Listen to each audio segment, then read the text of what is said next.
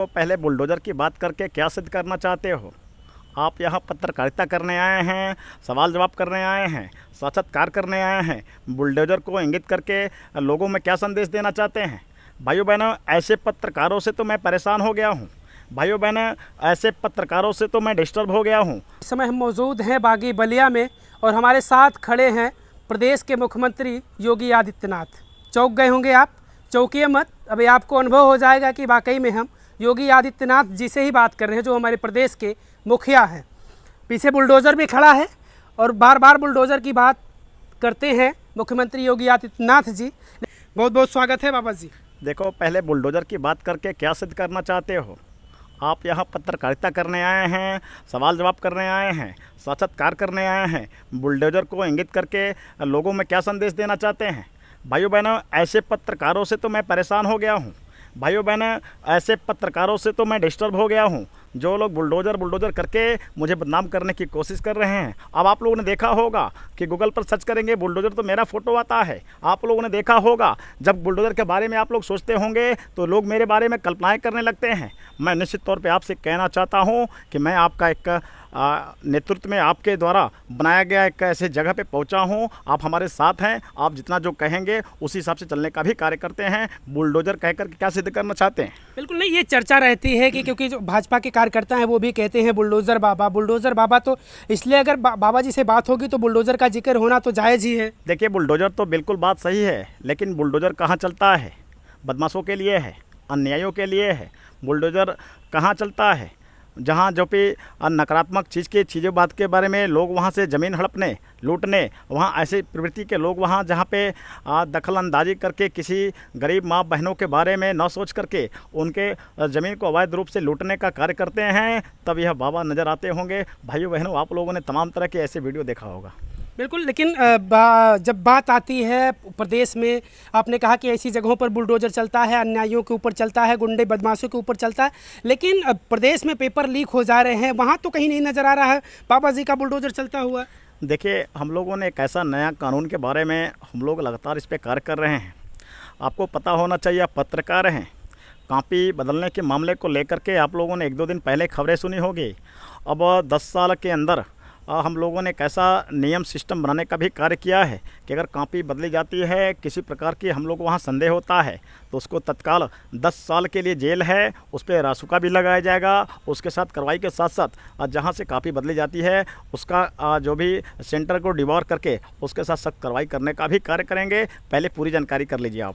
बिल्कुल, लेकिन अब जो पिछले लोकसभा चुनाव हुआ, परिणाम जिस तरीके का आया, उत्तर प्रदेश की खासकर बात की जाए तो चर्चा तो यही रही कि प्रदेश में योगी सरकार फेल रही, रोजगार को लेकर, महंगाई को लेकर, यही वजह रहा कि खामियाजा भुगतना पड़ा भाजपा को। देखिए, आपका बात तो बिल्कुल मैं नहीं समझ सकता, क्योंकि इस बार जो गठबंधन की सरकार लोग सोच रहे थे, जो लोग सोच रहे थे कि दो मिल कर के भारतीय जनता पार्टी को नीचा दिखाने की कोशिश करेंगे, यह बिल्कुल असत्य बात हो गई। भारतीय जनता पार्टी एनडीए की सरकार बनाई है। आपने देखा होगा कि प्रदेश में थोड़ी बहुत सीटें हमारे कम हुई हैं, लेकिन कैसे कम हुई हैं, किन बिंदुओं पर हम लोगों ने वहाँ पे कार्य नहीं कर पाए, इसके बारे में भी हम लोग समीक्षा करने का कार्य कर रहे हैं। और आने वाले समय में इसको हम लोग पूरी तरीके से सही करने का भी कार्य करेंगे। जो गुंडे, बदमाश, माफिया और इस तरीके के प्रवृत्ति वाले लोग हैं, पार्टी में हो या अलग हो, उसको हम लोग पार्टी से निष्कासित करने का भी कार्य करेंगे। बिल्कुल, लेकिन जिस तरीके से खास करके अगर पूरे उत्तर प्रदेश में सबसे ज़्यादा चर्चा रही हो तो वो रही फैज़ाबाद लोकसभा की। वहाँ पर से भाजपा हार जाती है तो ये चर्चा बड़ी होती है, क्योंकि भाजपा पर आरोप लगता है कि भाजपा धर्म की राजनीति करती है, हिंदू मुस्लिम की बात करती है, मंगलसूत्र की बात करती है, गाय भैंस की बात करती है। लेकिन ऐसी जगह पर चुनाव हारी भाजपा, जहाँ विकास की बात कर रही है, जहाँ पर भाजपा कह रही कि हमने मंदिर बनवा दिया है, वैसी जगह पर चुनाव हारी। देखिए, कुछ बातों को, सवालों का जवाब तो हकीकत समय पर नहीं मिल जाता, लेकिन मैं निश्चित तौर पर कहना चाहता हूं कि अयोध्या में प्रभु श्री राम के मंदिर को भारतीय जनता पार्टी के नेतृत्व में हम लोगों ने जो निर्माण कराने का कार्य किया है, आने वाले समय में आपको पता चल जाएगा कि उसकी मंदिर की अहमियत क्या है और लोगों के बारे में जो मानसिकताएँ हैं वो क्या है। जिस तरीके से वहाँ पर जो प्रत्याशी वहाँ पर चुनाव जीते हैं, अवधेश पासी, उनको तमाम तरीके के कमेंट का सामना करना पड़ रहा है। लोग यहाँ तक कह रहे हैं कि वो दलित अगर वहाँ पर जीत गया, इससे भी लोगों को आपत्ति। तो इस तरीके की आपत्ति क्यों हो रही है? आखिर भारतीय जनता पार्टी को नहीं होना चाहिए? इस बारे पे हम वहाँ पे कोई डिस्कस आपसे करना नहीं चाहते हैं।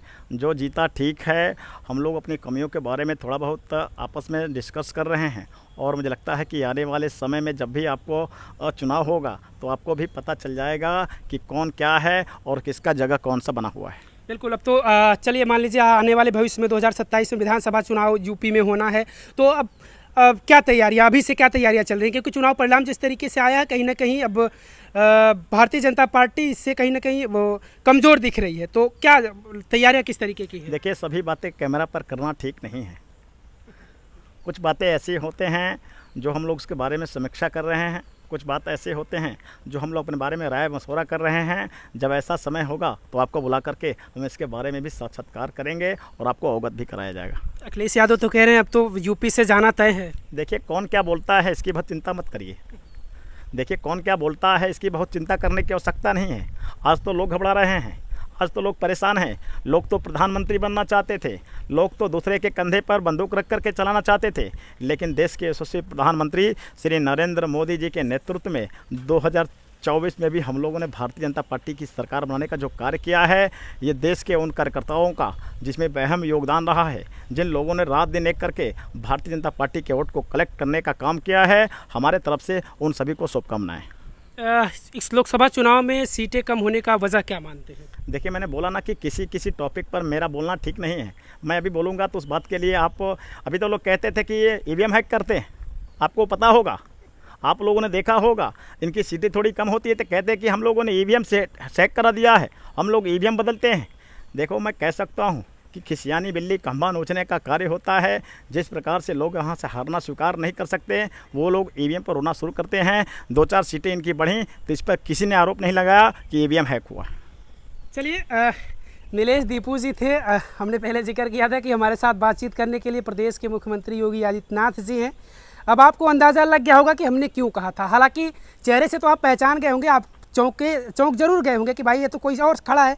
जी ज़रूर, लेकिन आवाज़, अंदाज़ जो है वो जो प्रदेश के मुख्यमंत्री योगी आदित्यनाथ जी हैं, उन्हीं की आवाज़। हालांकि जो मेरे मन में सवाल थे और अच्छे तरीके से योगी जी के अंदाज में ही इन्होंने वो जवाब दिया। ये मत कहिए कि योगी जी खुद हैं, ये व्यक्तिगत इनके इसी तरीके के इंटरव्यू ही ऐसा कुछ था। ये मतलब इससे ना तो मेरा कोई लेना देना है, ना तो इनका कोई लेना देना है। क्यों? स्पष्ट रूप से कह दूं कि मैं मिमिक्री आर्टिस्ट हूं, और भैया ने जैसे बोला कि अभी आपको योगी जी की आवाज़ में साक्षात्कार करना है। मेरा नाम नीलेश दीपू है, मैं बेलथर बलिया से हूं, और यहाँ किसी भी पार्टी से किसी प्रकार का कहीं लेना देना नहीं है। हम लोग हंसी के लिए थे, और मेरे चैनल पर अगर आपको वीडियो देखना है तो आप नीलेश दीपू को चैनल को भी देख सकते हैं। धन्यवाद। बिल्कुल, इनके चैनल पर भी आप विजिट करिएगा, बहुत सारे वीडियो मिलेंगे। क्योंकि हमें तो वक्त थोड़ा सा कम मिला तो हमने थोड़ा सा एक इंटरव्यू किया, लेकिन अगर आपको बहुत सारा वीडियो चाहिए तो वो आपको नीलेश दीपू यूट्यूब चैनल पर आपको मिलेगा।